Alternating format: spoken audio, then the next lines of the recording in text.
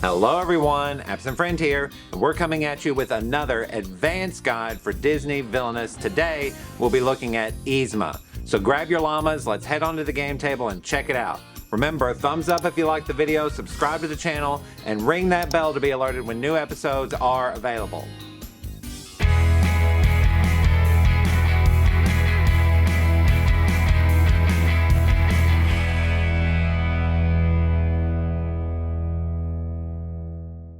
And here we are at the game table with Yzma. Alright, so let's talk about some advanced strategies with her, starting with her villain side and her villain cards. Now, the best thing that you can do with her is to cycle her deck and not play anything, and I mean it, anything except for Kronk. So just cycle the deck and find Kronk and get him out as quickly as possible. Or if it's not Kronk, the card that lets you find Kronk. I believe it's Right Hand Man. Let's find it. Right Hand Man, Right Hand Man, Right Hand Man, Right Hand Man, Right Hand Man, Right Hand Man. There it is. So yeah, find Kronk and get him into your hand and play him quickly. Where's the best place to play him? I like to play him to the jungle, so that way if this gets covered up, I can easily clear it. So I like to be able to play 2 cards in one turn with her. Now, there are some exceptions to that, okay? Kronk is number 1. You have to find him quickly and get him out there, because if he's not out there, you ain't gonna win. The only other cards that are very much worth playing before Kronk are... Oh, I just saw them. Where'd they go? Oh, after them and... Where's it? Eavesdrop. Okay? Now, Eavesdrop, of course, is wonderful because you get to look at the fate decks up here, and no one will know that what you saw unless you have a horrible poker face. And hopefully you can find Cusco where he's at, very subtly find out where he's at. And if you haven't got Kronk yet, you could go ahead and play Kronk to that location. But if Kronk is already out, it doesn't matter. You can, and I'll show you how. I know when you move him, you know, bad things happen to him, but I'll show you how to counter that. Okay. All right. So Eavesdrop is really good, but if Eavesdrop, let's say they're all at the bottom of the deck, which has happened to me, and you get nothing but after them, go ahead and play after them. There's nothing wrong with that. I would start with this location, play after them, and you do have to reveal everything. And then you play all the revealed heroes, which would be these guys. And these go back into the fate deck that you play, okay?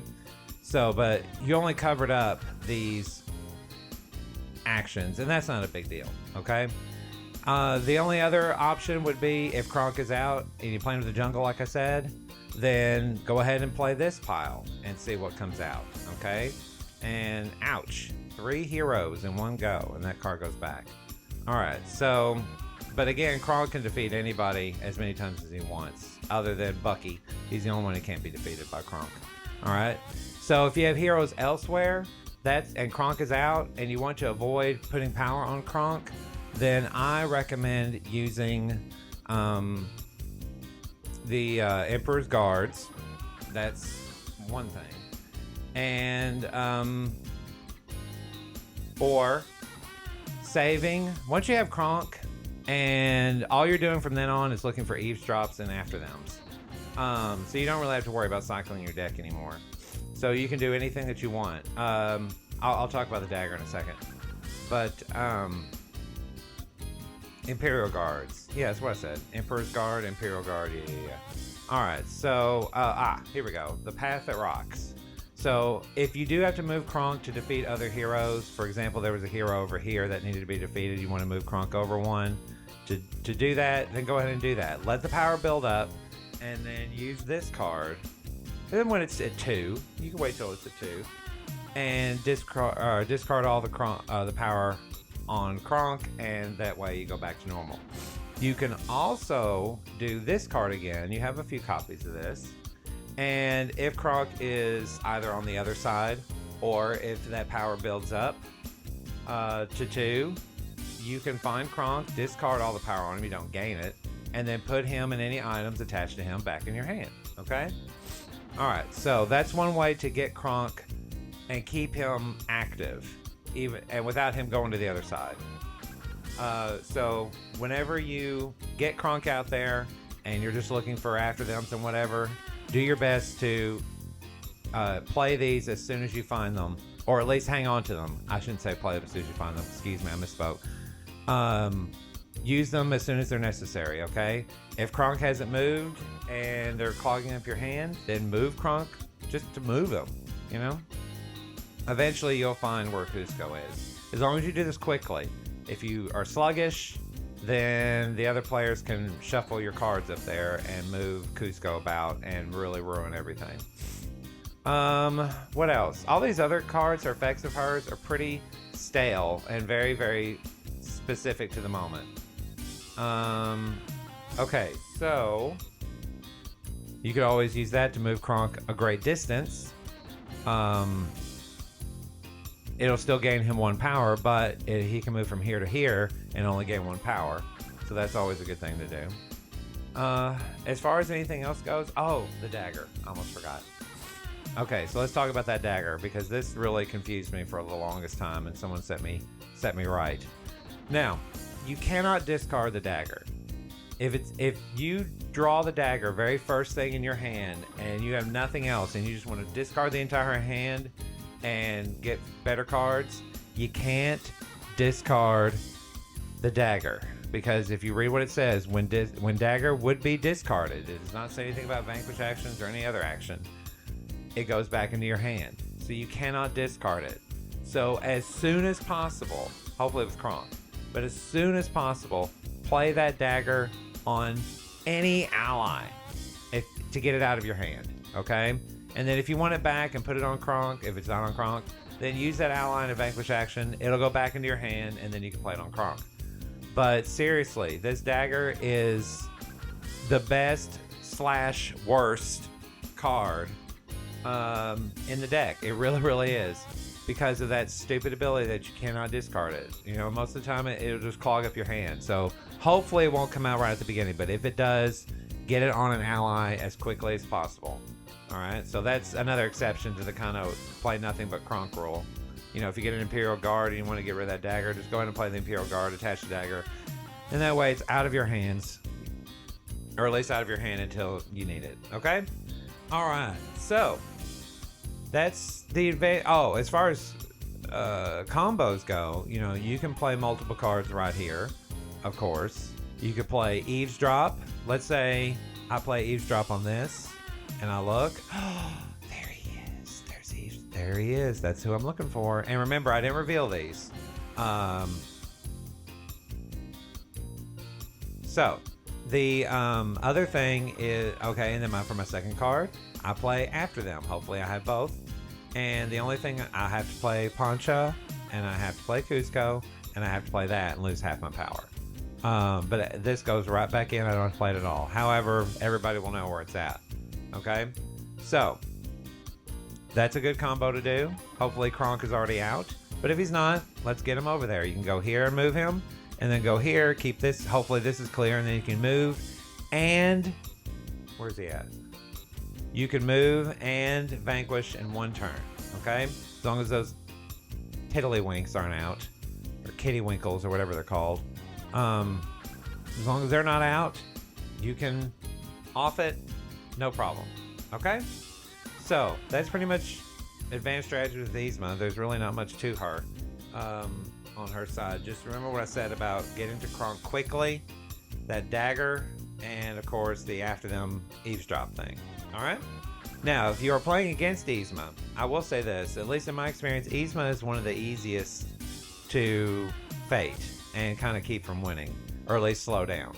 Okay? So if you're going to fade Yzma and you have no idea what's out there, okay? So let's say it's the first time she hasn't eavesdropped, she hasn't after them, she hasn't done anything.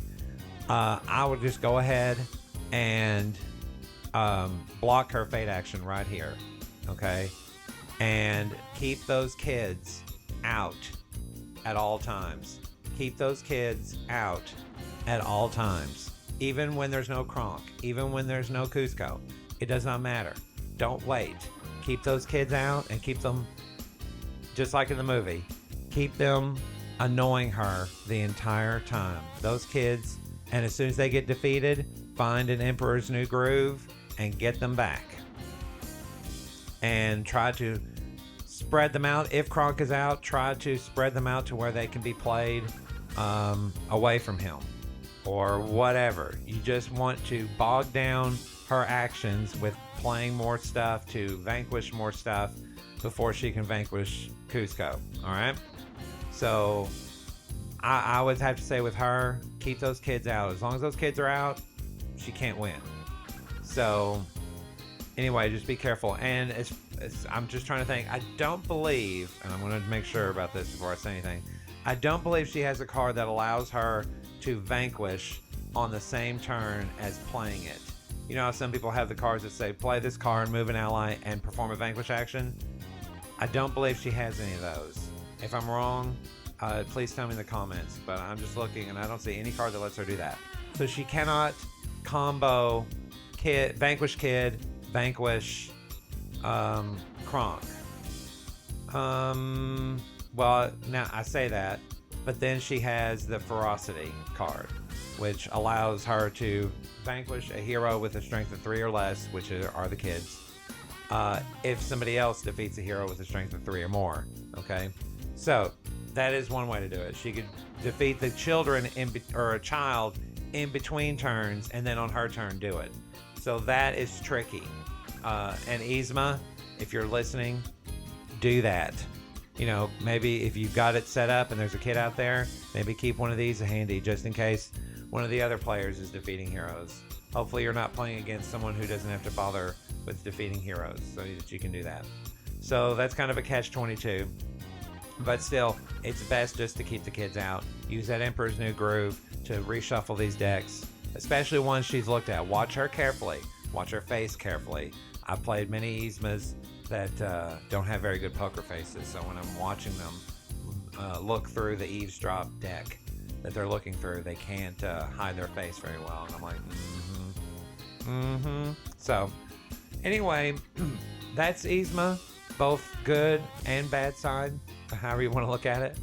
I think she's one of the most fun to play, really. I love her unique fate deck options. She's definitely a fun character. I love watching, just the movie that she's in, and God, we did not deserve her as a kid, did we? Okay, so that's Yzma, and I will see you guys next time for another advanced guide, so be sure to stay tuned for that. Until then, be sure to like and subscribe, and this is your absent friend, signing off.